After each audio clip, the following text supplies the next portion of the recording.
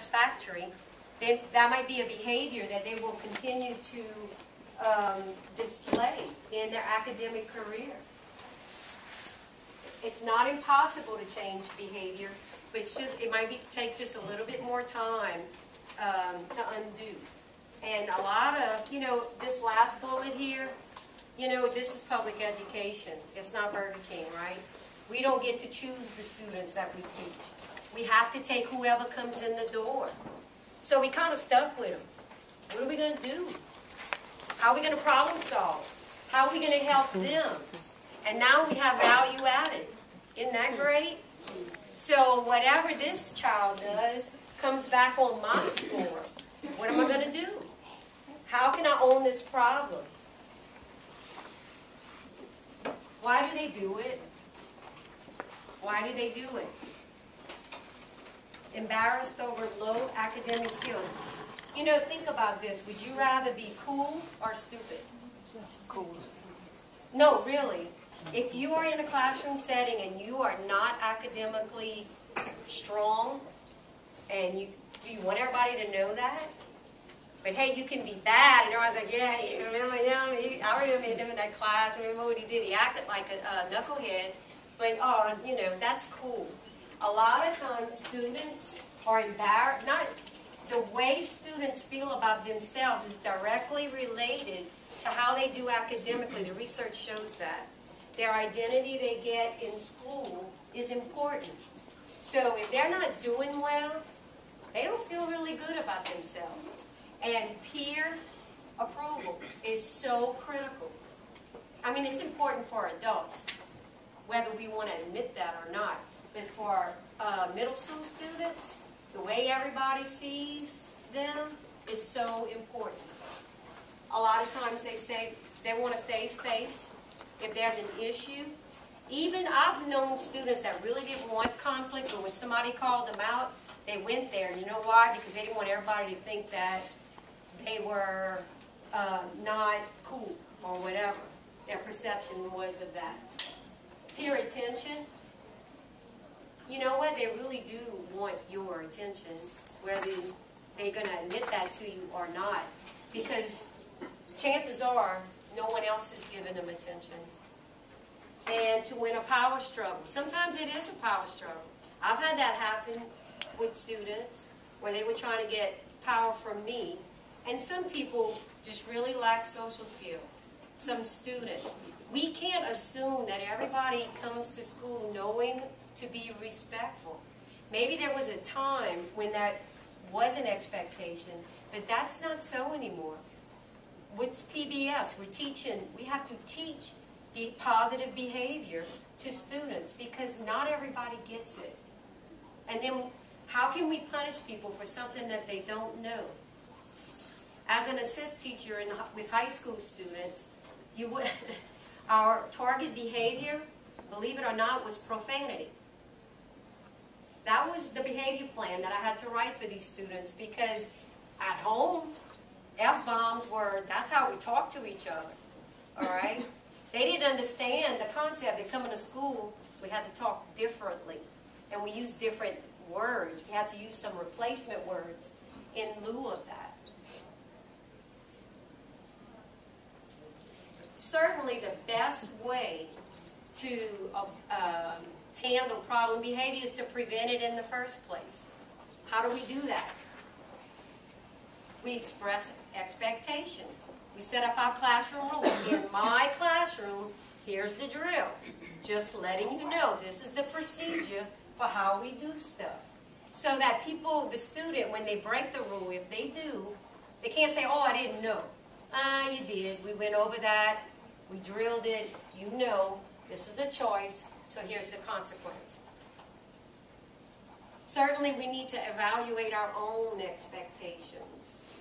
Do we expect students to act up? Here's another true story. My first year teaching, back in the day when we used to pass grade cards before electronic report cards, the students had their grades that they would carry with them to each teacher, right? So this student walked in and handed me his, and I'm looking at his grades, And he's got F's in every other class except mine. He's got a B. And I'm thinking to myself, what am I doing wrong, right? This is my first year teaching, something's not right. So I called him over to my desk and I said, dude, what's this? You failing all your other classes, you're making a B in mine. He said, yeah. He said, you weren't here last year, were you? And I went, now this is my first year teaching. I was at another school. I was student teaching at another school, but I wanted him to think I was cool too, right? He said, I guess you could say I had a bad year last year. And I went, you in trouble? He goes, yeah. And he goes, you see that teacher right there? The first day of class, he went to walk into her classroom and she looked at him and she did this. You, I know who you are. You are TJ Rhodes. And don't think you're going to come in here and do to me in this classroom what you did. I didn't expect that he would misbehave. So sometimes we might need to back up a little bit and ask ourselves, do we really think that everybody's students are going to act up? Our own behavior. What are we role modeling? You know, I go to faculty meetings and some of the teachers that are in the back whispering would go bananas if some kids were talking in their classroom, right? Or if they left the meeting early or showed up late. What are we role modeling? What are they seeing? And yet we expect them to act different. That's what your mama says, right? Don't do what I say. Don't do what I do what I say. Sometimes we role model poor behavior. And then after we express these expectations, we tell students the consequence, right? When was the last time that the officer argued with you about writing you a ticket? Right? Did he argue with you even though you got mad or you cried or whatever? He just kept right on writing. You know why? Because you broke a rule. And the consequence is what?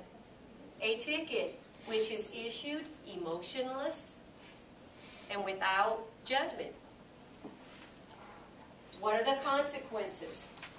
And yet, you know what?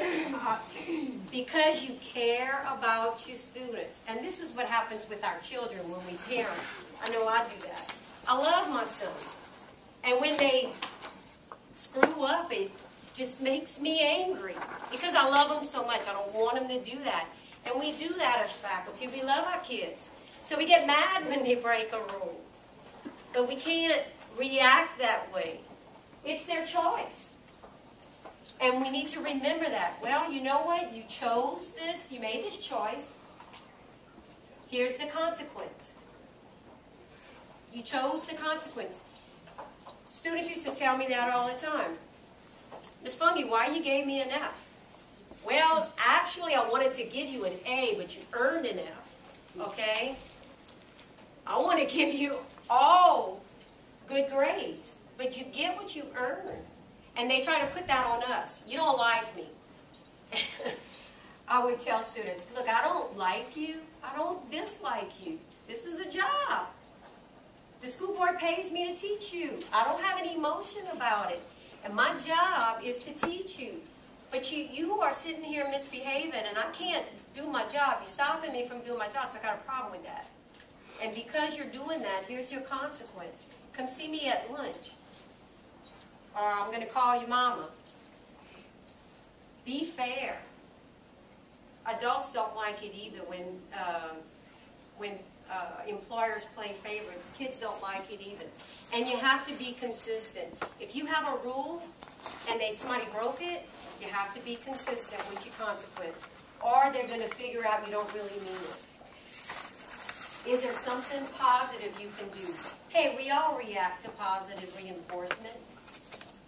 You know, sometimes, and you would be surprised, just telling the class, we had a great lesson today. Isn't that great? Everybody participated. Everybody was on board. Thank y'all.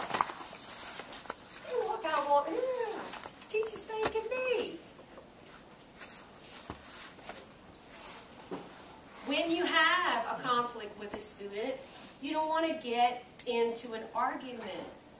You would be very surprised at how well students, I could relate to students when I pulled them in at lunch outside of the classroom and said, okay, Joan, really? What's up? Why are you doing this? That's when they started, well, you know, Miss Fungi, my mom's in the hospital, we were up last night, blah, blah, blah, and they start telling you their story. So then you kind of figure out their person. And, you know, I'm really sorry, I shouldn't have done that. I got that a lot. And then going forward, the behavior changed. So sometimes just talking privately, making eye contact. When I was in my education classes to become a teacher, one of the most important things I picked up was learning students' names. And that was the first thing I did. First couple weeks of school, I would sit there and I would say their names repeatedly until I got them. Because when I can call your name, not you, or girl, or blue shirt, okay, that's power. So using a student's name, looking them in their eye, role modeling the behavior that we want them to have can help.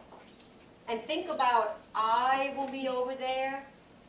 If you don't return, look at these two statements. One looks like a threat, and the other looks like a request. Sometimes just restating things in a more positive way can trigger, or is less likely to trigger a power struggle. And here, these are your other communication strategies. Your paraphrasing, your I statements. I need you to do this. Not you get over there, I need you to do that. Pairing criticism with praise. You did a really good job of doing that, but I really need you to not do this, okay? Changing behavior is easy, but it may take a while. Certainly, once we identify what the student is doing, we want to consider a consequence and a reinforcer. And we have to be consistent, all right? And what's a reinforcer for one student can be a consequence for another student. Some kids, you tell them, all right, I'm going to keep you in for lunch if you keep acting that way. They don't want to go outside for lunch. They don't want to go out with the rest of the kids. That's not a punishment. That's a reinforcer, all right? So we have to really look at the kid, and we have to figure out what works for them. And sometimes we need to focus on one behavior. And this is an issue I had as a parent. My son, who's 21 now, and back when he was 13, oh my God, it was the pants, and it was the music, and it was the attitude. We just had a whole list of stuff that was causing us conflict. And I had to sit down and figure out, okay, what we're going to focus on here, because we weren't going to accomplish anything if we tried to solve all of that. So I decided to allow the pants and the music, but the way we interacted was what I was going to focus on. Because I figured if he was talking to me respectfully, we could get past some of the other stuff. So we did, sat him down. I'm like, okay, you like all this hollering? He goes, no, Mom, I don't like it. I said, well, here's the thing. The way you talk to me, we're going to have to change that. So we came up with a plan, and every time he would raise his voice, I kept mine low, and it was hard, trust me, because I wanted to get right there with him. But finally, it was funny, because one time he was like, why are you screaming at me? I'm not screaming at you.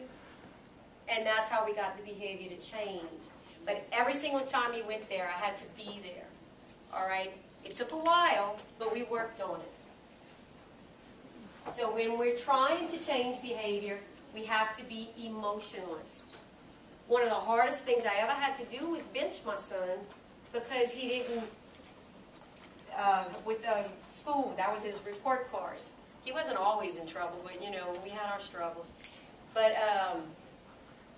I didn't want to do that. It hurt me, but that was his choice. And we were clear at the beginning of the season, if your grades go down, you're not playing baseball. So he got that. When you are, and I'm talking from a parent here, but in a classroom setting, it's the same concept. When we're dealing out consequences, we have to be emotionless. and I kind of said this already, reinforces and consequences are gonna, some kids you would